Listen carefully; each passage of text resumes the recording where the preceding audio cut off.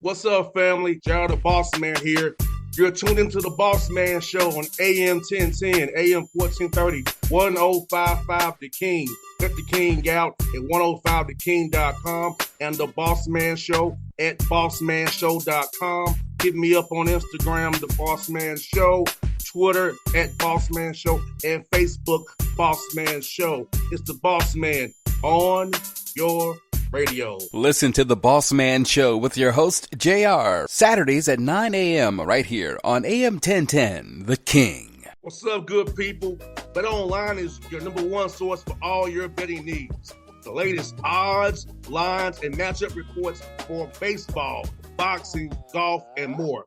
BetOnline continues to be the fastest and easiest way to place your wagers, including live betting and your favorite casino and card games available to play right from your phone. Head to the website or use your mobile device to sign up today and get in on the action. Remember to use your promo code BELIEVE, BLEAV, for your 50% welcome bonus on your first deposit. BetOnline, where the game starts.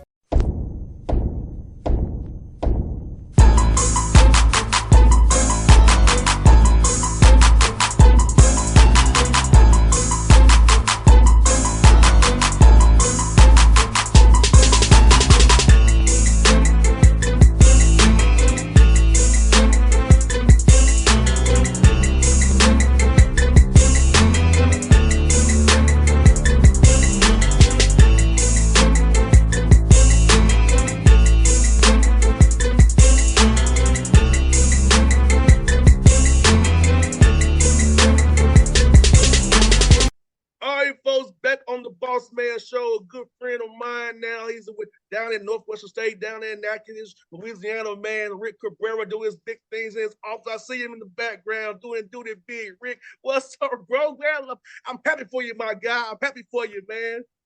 What's going on, man? How you doing, man? Thanks for having me. Hey, man, I'm doing great, brother. Doing great, man. Enjoying this summer.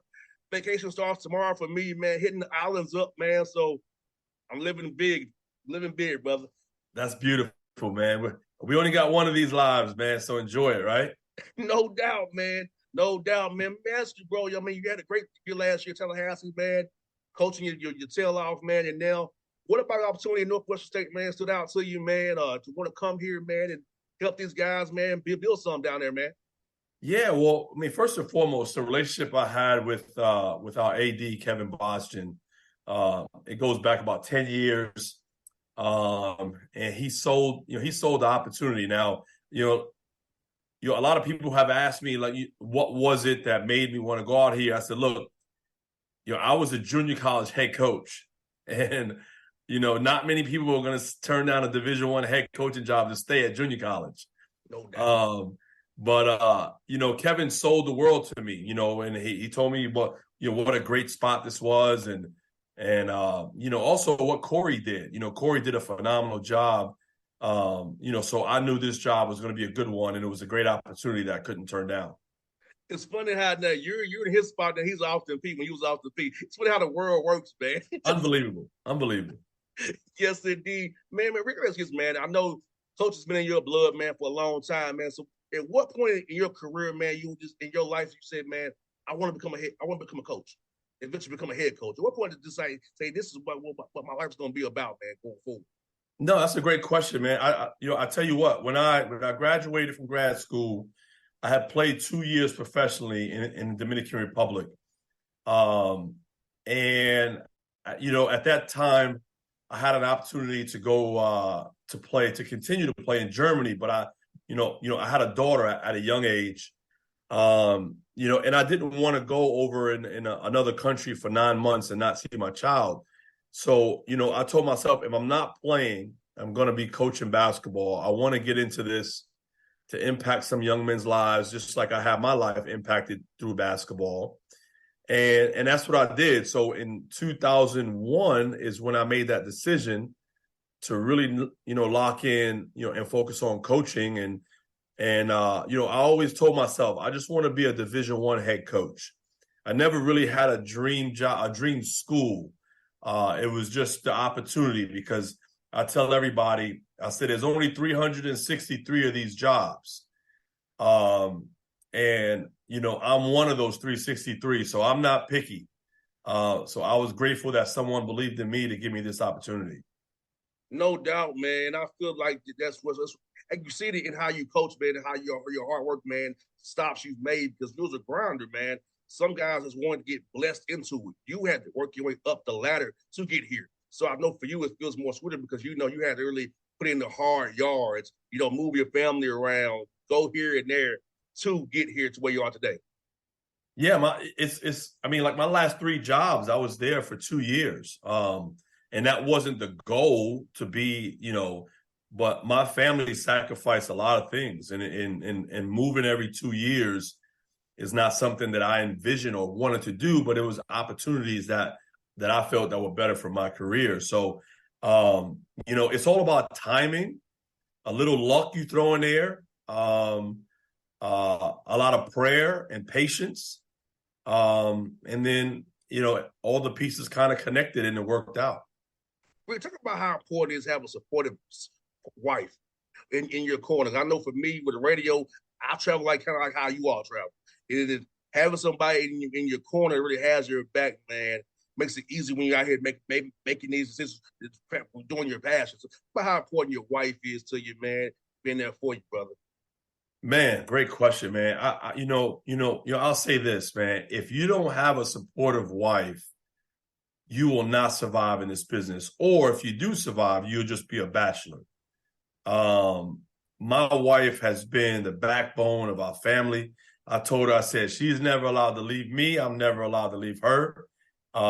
She keeps the kids on point. She keeps me on point. She's not a wife that always agrees with me on topics that I bring home about work. She kind of balances me out. She's just so sharp, man. And, I'm not saying that just to, you got to talk good about your wife. No, she's really that person.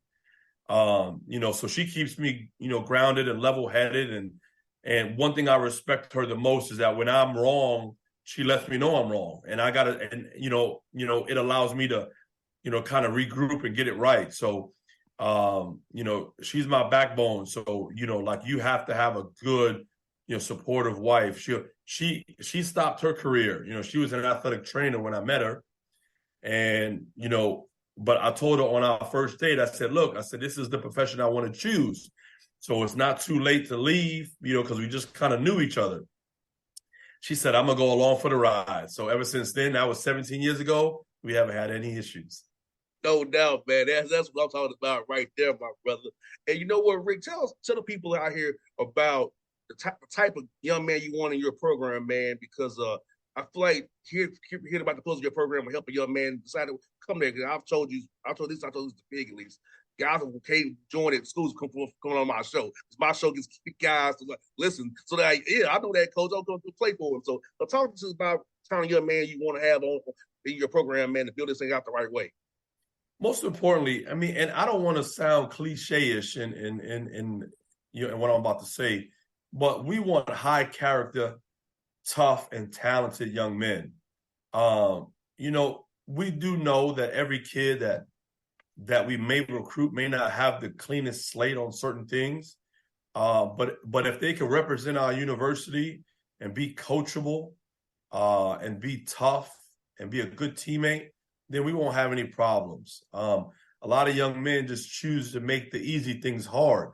But as a coach, I want to be able to help these young men when they're 26, 27 years old, if they're still playing or if they're not playing anymore, just so they say, Coach Cabrera helped transform me into certain things that I wasn't as a young teenager or a young man. So we're always going to bring in high character in the recruiting process now. Like the vetting process has to be a lot different than what it used to be because the transfer portal and, we have a whole new team. So, like we have to find the right group of guys that like being around other people, that are good teammates, that when adversity hits, it doesn't last too long. They figure it out within 1 minute, 2 minutes. And so far, I think we have that. We haven't really faced too much adversity yet. but I think we have that right now. Hey, Rick, this time of year, man, working out with your team, I know for me personally, when I was in Atlanta, I wouldn't do this like I was in Nashville, Tennessee State with my guys. I feel like that they hold me accountable. I can hold them accountable. We do our gases together, do our weight work together, get in the gym and work out. Because I feel like we had that player-led team. You don't have to coach energy and effort. And guys, you look like do the oddball for not getting any work in. They'll make you get some work. I feel like this time of year makes guys become better, get them connected the right way. And when things happen, come November, December, January, February, and March, they can get through it because of the time they put in this time of year when that stuff happens. Right.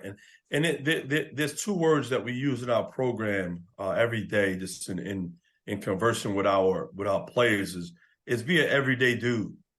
Just be an everyday dude, man. Even days when it's a little rough, come into the weight room, come onto the court and be an everyday guy. If you really say you love this game, I don't want to coach anybody that dates this game. I want them to love it. I don't want them to like it. And that's what we do in the recruiting process. That's what we find out in the recruiting process. So I want to be able to walk in that gym and say, you know what, inside these lines, I know what I'm going to get out of this young man every day. Now, trust me, in the perfect world, it's not always like that. There are some young men that you're going to have to that are clay. You're going to have to formulate them into a solid foundation, and I get that. And I'm fine with that. I understand the business that we're in. But if we have a lot of everyday dudes, then it becomes contagious, and then everyone forms that way. Rick, do you feel like with the portal and NIL stuff, man, that you can get a higher quality high school guy now because people are unknown commodity this COVID year, so they got the big boys ain't looking at certain high school dudes anymore. So you feel like you can get you a higher quality high school guy you can develop. Hopefully he'll stay with you all 4 years, but enjoy him while you have him. Right. So you feel like it's really working out for you right now with potential to being the way it is right now. Yeah, no, I mean, like the timing of that question is perfect. And the reason why I say that, I'll answer that question with a yes. And I'll tell you why. So we just got a commitment from a young man named Ryan Forrest. He was a 3-star recruit on ESPN and 24/7. At one point, he was a 4-star recruit. He signed with Memphis last year in the early signing period. Things didn't work out. He had interest from NC State and Utah. And, it just kind of dragged along with his recruiting. And we signed him a couple of days ago. Unfortunately, 10 years ago, that wouldn't have been normal. But we developed a relationship. My staff did a great job developing a relationship with him. And he chose us. And like you said, with the new dynamics of recruiting, I would love to have him for his entire 4 years. But I'm going to enjoy this moment, enjoy trying to make him a better player, a better person. If he stays with us, great. If he has success and leaves, that's just the platform that we're in, and we got to deal with it. No doubt, Rick. And I'll tell you this, Rick, man, I'm biased because I put Tennessee State. I feel like a young man can really prosper at Northwestern State. I'd rather be a big fish in a small pond than try to go play at a Group of 5 or Power 5 school, come off the bench. And I might get some money on the front end, but guess what? You can cost yourself money in Europe or Asia or Australia or South America because you ain't put no tape out there. They can be like, well, you average 4 shots out the game and blah, blah. But I got 120 to go there.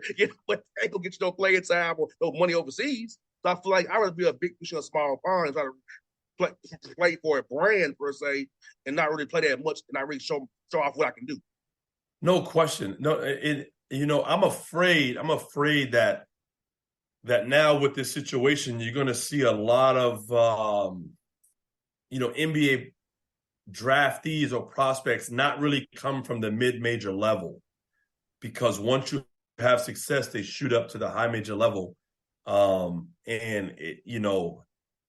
If I was a player selfishly, I would stay where I'm at. I understand there's a lot of money thrown at these kids.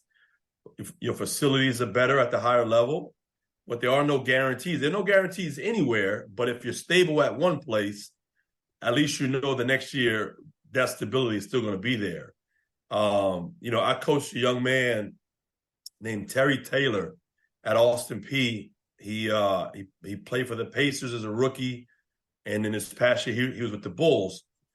Now Terry was not in the realm of how the transfer portal is now, but he had opportunities to leave after his freshman year, and then he had opportunities to leave after his sophomore year, and then he had opportunities to leave after his junior year, and then his senior year because it was a COVID year. But he said, you know what, I'm going to stay all four. He's arguably the greatest player in Austin Peay history. And he's able to fulfill his dreams in the NBA. You know, a lot of people don't follow that path anymore. Hopefully it could change, but you know, it's a different dynamic now. No doubt, Rick. It is like today with Atlanta Hawks. We just released Tyrese Martin today. You know, a 4-year player at UConn, and he couldn't crack the Hawks. You know, it's the margins are so thin, and Right. he's a high major guy. So, but if Terry fought his butt off and with the Bulls, I saw him at Robert Covington's game the other week at Tennessee State. I saw him. I talked a little bit there, man. So, yeah, man, Rick is. I fear for that too, man. That guys won't be coming out of like John Moran at Murray State or Austin Peay anymore. It's going to be all Group of Five or Power Five. They look at what they don't realize is, hey, like I'll give you an example. Seth Lundy, the Hawks 466 draft pick, he's on a 2-way contract. Ooh, He didn't give you the real deal. wow. He got a 2-way. He Right. played at Penn State. Right. Wow. Think about Wow. that. Yeah, unbelievable. Yeah, man. So even get to that level, it's some stuff in the game that I don't want to say too much, but it's crazy. No, the grass isn't always greener, man, and it's scary. Like you said, you mentioned, John Morant. I was in a league when I coached against John Morant, and then like you say to yourself, if John Morant was playing in this era of the portal, would he have stayed at Murray State for his second year, or would he have went to Kentucky had they called? I mean, it's just a situation. I've learned in life to control the controllables. You don't have to agree with them, but this is the profession I chose. This is the profession I love, and you just got to deal with what the cards are dealt to you and see how it goes. And Rick, I think you're in a good spot, man, because the West State's in a good spot, making draw you a good circle around it and get to a lot of places and find good players, man. And so for you, man, how's it been with your step trying to identify how much that radius you want to hit to find the right guys, fit what you want to do, man, and build this thing right for the Demons going forward?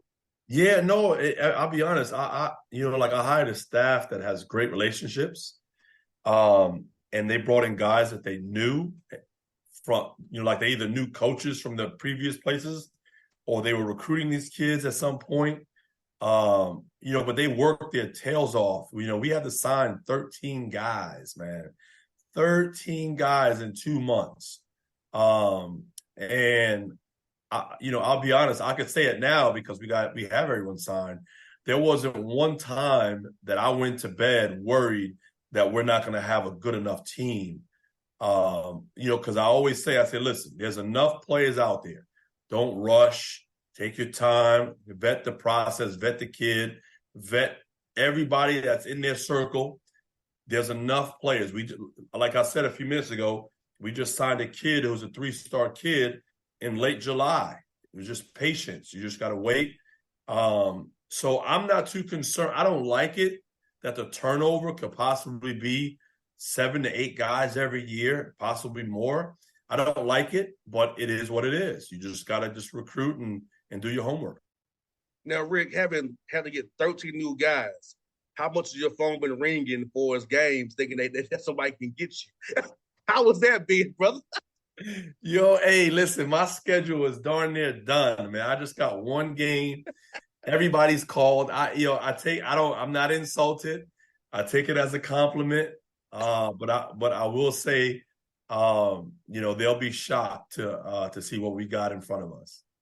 No doubt, man. I said new head coach, 13 new guys. They're trying to buy him like crazy. 100%. You already know.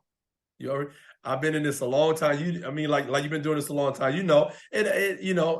Some coaches would get mad, and it is what I'd probably call me too if I was at a higher level.